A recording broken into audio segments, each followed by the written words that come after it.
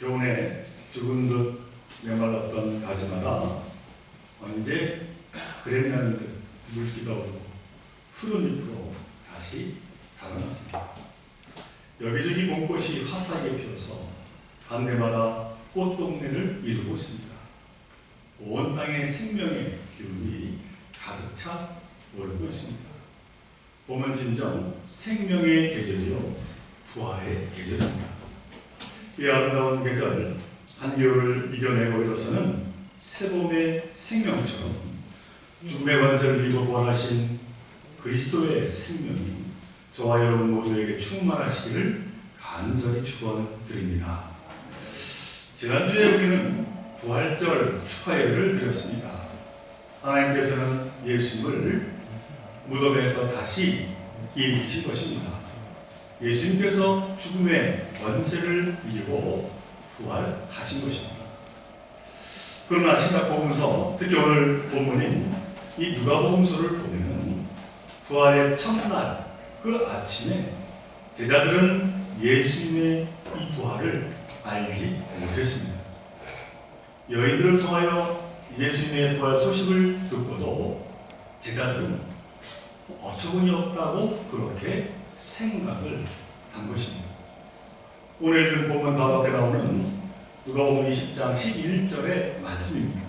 사도들은 그들의 말이 허탄한 듯이 들려 믿지 아니하였다. 그래도 혹시 하는 마음으로 베드로가 여인들의 얘기를 듣고 무덤으로 달려갑니다. 그런데 정말로 무덤은 시신을 감쌌던 세마포만 있고 텅 비어 있었습니다. 그러자 베드로는 그 빈 무덤을 보고 놀랍게 여겼다, 그렇게 기록을 하고 있습니다. 세 번역에서는 이상하게 여기며 집으로 돌아갔다, 그렇게 표현하고 있습니다. 이처럼 제자들에게 예수님의 부활, 그들 속에 전혀 들어있지 않았다라고 하는 사실입니다. 오늘 보면 누가복음 24장을 보면 십자가에 달리신 예수님의 또 다른 제자 두 사람이 엠마오라고 하는 마을로 가고 있었습니다. 그런데 이 엠마오로 가는 길은 과연 어떠한 길이었을까요? 그 길은 화창한 봄날 훌쩍 떠나는 그 여행길이 아니었습니다. 엠마오는 예루살렘에서 한 30리 떨어진 그러한 마을이라고 합니다. 그리고 예전에 그곳에서는 로마 군대의 침략으로 아주 치열한 전투가 벌어졌고, 그래서는 로마인들로 인해서 참담한 학살이 벌어진 그러한 마을로 전해지는 곳이었습니다. 사실 이 엠마오뿐만이 아니라 베들레헴을 비롯한 예루살렘 근방의 마을들은 모두 똑같은 고통과 시련을 겪고 했습니다. 그리고 거기에는 그럴 만한 분명한 이유가 있었습니다. 이 로마 군대는 아주 굳건하게 서 있는 요새 같은 그 예루살렘 성을 바로 공격하지 않았습니다. 포위하고 기다리고 봉쇄 작전을 그들이 쓴 겁니다. 그러니 이 침략자 로마 군대가 주둔하는 그곳은 다름 아닌 주변의 작은 마을들이었습니다. 그러니 그 작은 마을들이 어떻게 되었겠습니까? 참혹하게 위림당하고 정하다가 그만 몰살당하기도 했습니다. 아마도 이 엠마오에 살았을 이 두 제자는 예수님이 어린 나귀를 타고 예루살렘에 들어가는 것을 보았을 것입니다. 갈릴리부터 예루살렘까지 거슬러 올라가면서 예수님이 전하는 그 능력의 말씀, 그리고 병자를 고치고 기적도 일으키시는 것을 그들은 소문으로 듣고 또 눈으로도 보았을 것입니다. 뿐만이 아니라 세상을 새롭게 만드시고자 한다라고 하는 것을 알게 되었습니다. 그래서 그들은 예수님에게 희망을 걸었습니다. 예수님이 이스라엘을 구원하실 것을 그들은 확실하게 믿고 따르게 된 겁니다. 그런데 그들이 예루살렘에서 목격한 것이 무엇입니까? 그들의 희망이 그만 무참하게 무너지는 광경뿐이었습니다. 그토록 당당했던 예수님이 그 많은 기사와 이적을 일으켰던 예수님이 그만 제자들에게 배반당하고 힘없이 붙잡히고 고문당하고 마침내 십자가에 달려 죽임을 당하고 만 겁니다. 너무나도 없이 무력하게 처형당하고 돌무덤에 묻혀버리고 만 겁니다. 그들이 예루살렘에서 본 것은 절망의 십자가와 돌무덤이었습니다. 그들이 예수님에게 갖던 모든 희망이 한순간에 무참히 무너져 버리고 만 것입니다. 그래도 혹시나 하면서 사흘이나 기다렸는데 예수님의 그 시신마저도 사라져버리고 말았습니다. 이제는 아무것도 남지 않았다라고 하는 것입니다. 희망이 그림자조차 사라지고 무산이 되고 만 겁니다. 그래서 이 엠마오의 두 제자는 너무나도 낙담하고 절망하면서 자신의 고향 엠마오로 쓰라린 패배와 고난의 현실로 돌아가게 된 겁니다. 그것이 바로 이 엠마오 마을로 가는 길이었습니다. 엠마오로 가는 두 사람의 그 발걸음 얼마나 무거웠겠습니까? 그런데 그렇게 고향 엠마오로 향해 가던 이 두 제자가 다시 발걸음을 돌이켜 예루살렘으로 향하게 되었다. 그렇게 누가복음은 말씀하고 있습니다. 절망의 길을 돌이켜 다시 희망의 길로 걸어가게 되었다는 겁니다. 아니 도대체 그 길에서 무슨 일이 일어나게 된 것일까요? 누가복음은 그에 대한 놀라운 진실을 기록을 하고 있습니다.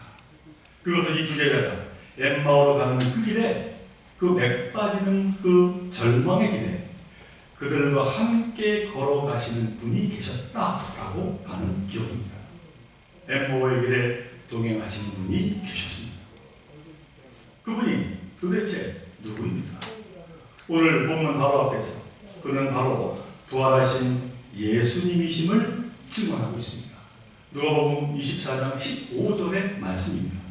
그들이 서로 이야기하며 문의할 때 예수께서 가까이 이르러 그들과 동행하셨나니.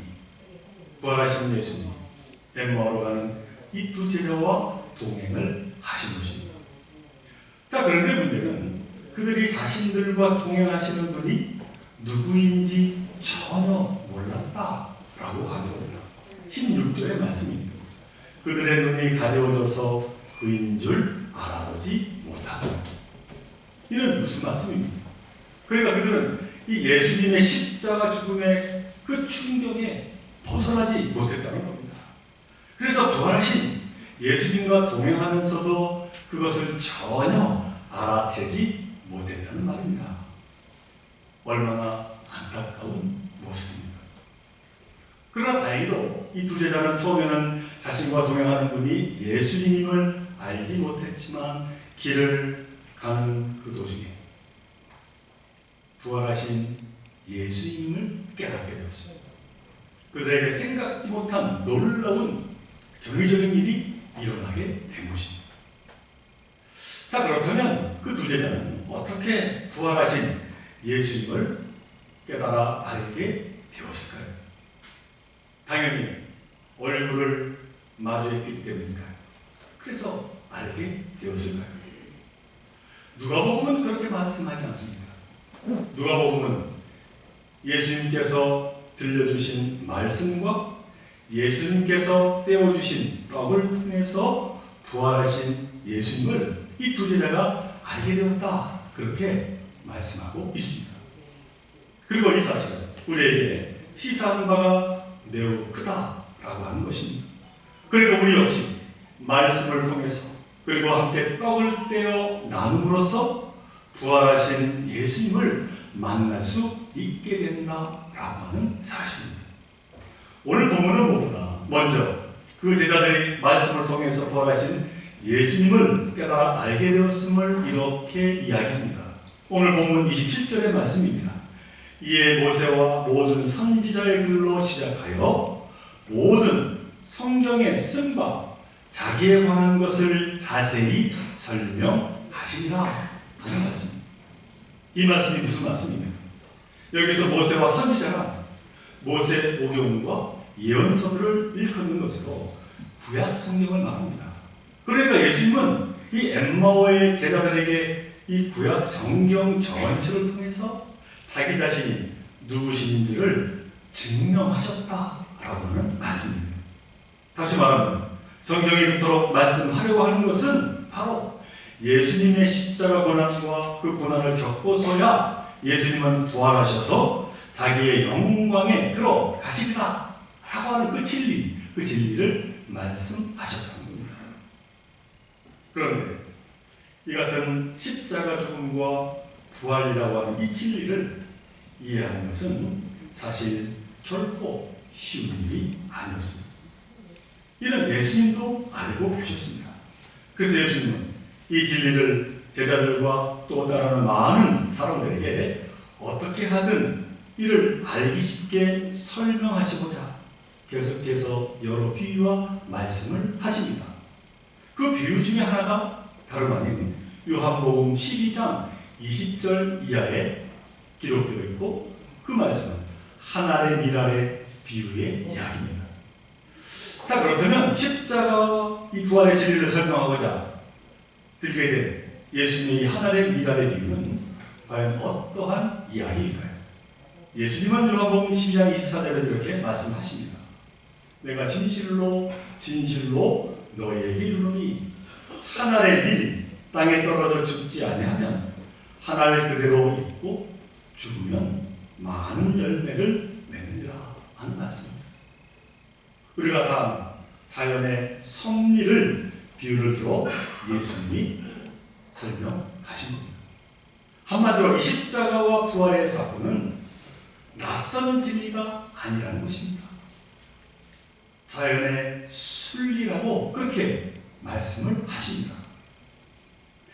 요즘 농부들이 씨를 뿌리면 파종하는 때입니다.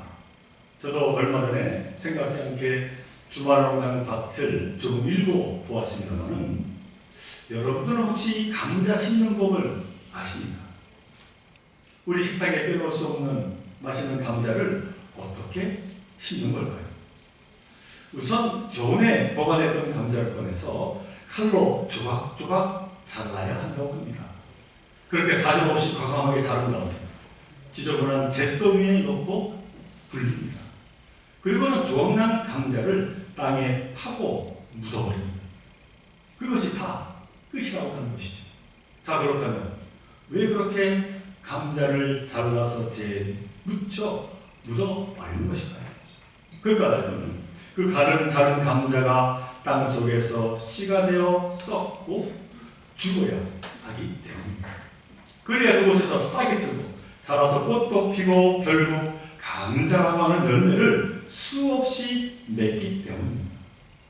이 감사농사를 짓는 농부들이라면 누구나 다 아는 사실입니다.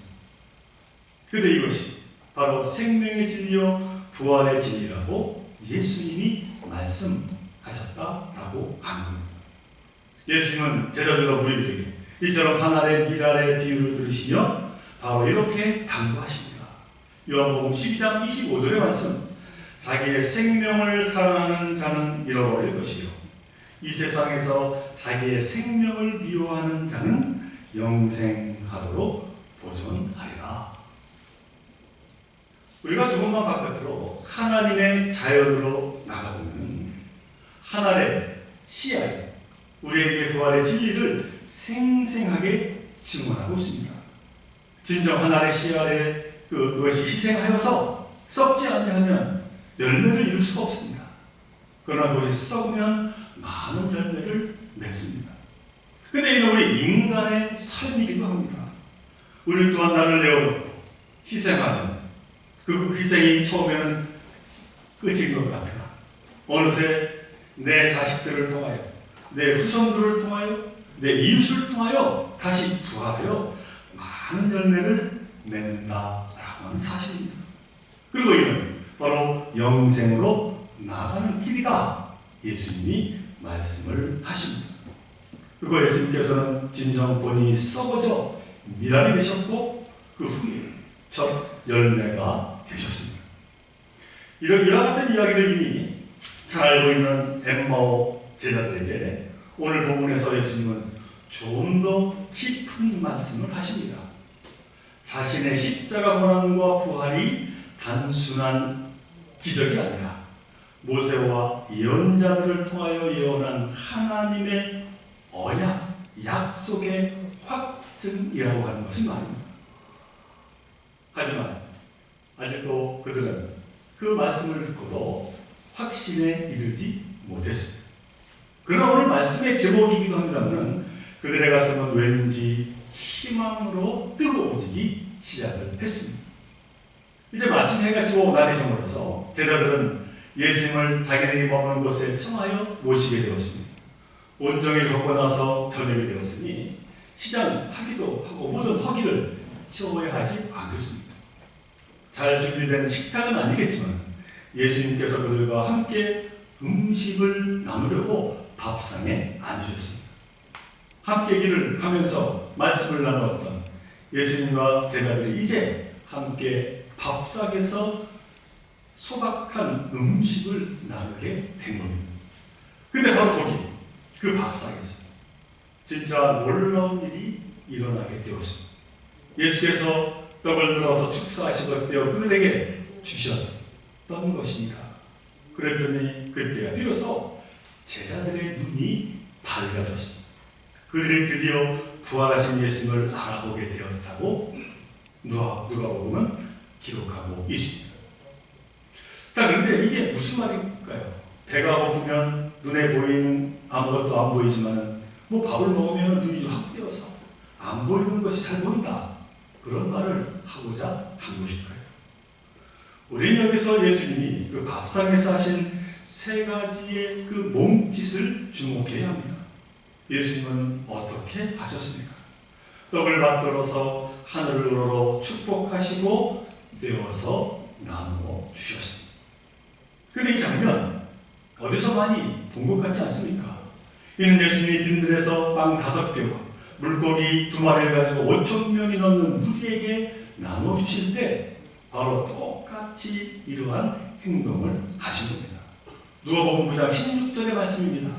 예수께서 떡 5개와 물고기 2마리를 가지사 하늘을 우러러 축사하시고 떼어 제자들에게 주어 무리에게 나누어 주게 하시니 그뿐만이 아닙니다. 예수님께서 십자가에 달리시기 전 마지막 만찬에서도 그렇게 하십니다. 누가복음 22장 19절의 말씀 또 떡을 가져 감사기도 하시고 떼어 그들에게 주시며 이르시되 이것은 너희를 위하여 주시는 내 몸이라 너희는 이를 행하여 나를 기념하여라. 이렇게 예수님이 떼어주신 떡을 먹고 눈을 떠서 예수님을 보게 되었던 것입니다. 제자들은 너무나도 놀라운 체험을 하게 된 것입니다. 자신을 나누는 그 예수님의 그 모습을 보면서 그들은 부활하신 예수님을 깨달아 알게 된 것입니다. 자, 그런데 바로 그때 예수님은 그들 앞에서 사라지고 보이지 않게 되었다. 그런데 또 성경은 말씀합니다. 오늘 보면 31절의 말씀입니다. 그들의 눈이 밝아져 그인 줄 알아보더니 예수는 그들에게 보이지 아니하시니라. 예수님을 알아보고 동시에 그들의 눈으로는 예수님을 볼 수 없게 되었다라고 말씀하고 있는 겁니다. 그러나 더러 놀라운 것은 그들은 이제 더 이상 예수님이 눈에 보이지 않아도 전혀 실망하거나 낙담하지 않았다고 성경은 말합니다. 부활하신 예수님이 그들과 함께 계시는 것은 이제는 굳게 믿었기 때문에 그들은 의심치 않았다는 겁니다. 그래서 그들이 하나의 행동을 취합니다. 오늘 보면 33절 전반부의 말씀입니다. 곧 그때로 일어나 라고 하는 말씀. 여기서 일어나 라고 하는 이 말은 헬라어 아라스칸테스 이렇게 되고 있습니다. 그런데 이 말은 예수님이 부활하셨다 라고 할 때 쓰는 바로 그 단어입니다. 곧 예수님이 일어나신 것처럼 두 제자도 다시 일어났다 라고 하는 겁니다. 예수님이 다시 살아나신 것처럼 이 제자들도 다시 살아났다는 겁니다. 예수님이 부활하신 것처럼 이 두 제자가 부활했다라고 하는 그 말씀입니다. 그 엠마오의 두 제자도 절망으로부터 희망으로, 죽음으로부터 생명으로 다시 일어나게 되었습니다. 우리도 여기서 너무나도 중요한 우리 기독교의 진리를 만나게 됩니다. 그것은 이처럼 예수님의 부활이 제자의 부활로 일어나는데 그것이야말로 진정한 부활 사건이 된다라고 하는 진리입니다. 예수님만 부활하시고 제자는 절망 가운데 있다면 그것이 무슨 소용이 있겠습니까? 이 두 제자는 예수님처럼 부활했습니다. 그래서 다시 향한 곳은 예루살렘이었습니다. 그들의 길, 그들의 삶이 완전히 바뀌게 된 것입니다. 엠마오로 가는 길로부터 예루살렘으로 가는 길로, 절망의 길로부터 소망의 길, 생명의 길로 그들은 바꾸어 앞으로 나아가게 된 겁니다. 사랑하는 우리 종교의 성도 여러분, 제자들이 낙심하고 절망하는 엠마오 길에 부활하신 주님께서 동행하셨습니다. 그리고 그들을 절망에서 소망으로 다시 일으켜 세워 주셨습니다. 놀라운 반전이 일어난 겁니다. 이 같은 놀라운 주님의 역사가 오늘 저와 여러분에게 함께 하시기를 간절히 바랍니다. 엠마오의 제자들에게 일어난 것처럼 우리가 동행하시는 부활의 주님을 만나 우리 또한 낙심하고 또 우리 좌절하는 그 모든 것에서부터 떨치고 희망찬 부활의 삶을 살아가는 저와 여러분 되시기를 간절히 바랍니다. 특별히 성경 말씀을 통하여 그리고 떡을 떼는 성찬에 참여함으로 주님의 부활을 늘 경험하는 여러분 되시기를 간절히 바랍니다. 자, 그런데 이처럼 함께 말씀을 나누고 함께 떡을 뗄 수 있는 곳이 어디입니까? 바로 이곳 초원교회가 아니겠습니까? 우리 초원교회는 말씀의 빛을 따라가며 함께 떡을 떼어 나누는 믿음의 사랑의 공동체라고 하는 사실입니다. 바라기는 우리 초원교회가 진정 하나님의 말씀을 사모하며 또한 성찬에 참여하여 서로 나누는 주님의 부활을 확증하는 그 믿음의 삶을 이루어가시기를 주님의 이름으로 간절히 축원을 드립니다. 우리 함께 기도드립니다. 사랑 하나님 감사합니다. 오늘 누가복음 엠마오로 가는 그 두 제자가 다시 예수 그리스도의 부활을 목격하고 자신의 삶을 돌이켰음을 보게 됩니다.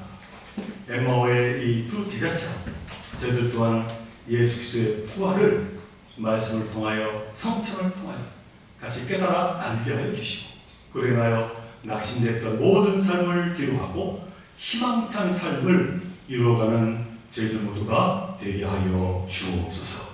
우리 좋은 교회가 예수 그리스도의 부활을 증거하는 참으로 빛된 교회가 되게 하여 주시고 무엇보다도 그로 인하여 하나님께 큰 영광 올려드림에 부족함이 없도록 축복하여 주옵소서. 이 모든 것 간절히 바라올 때마다 우리 주 예수 그리스도로 감사하며 기도드리옵나이다.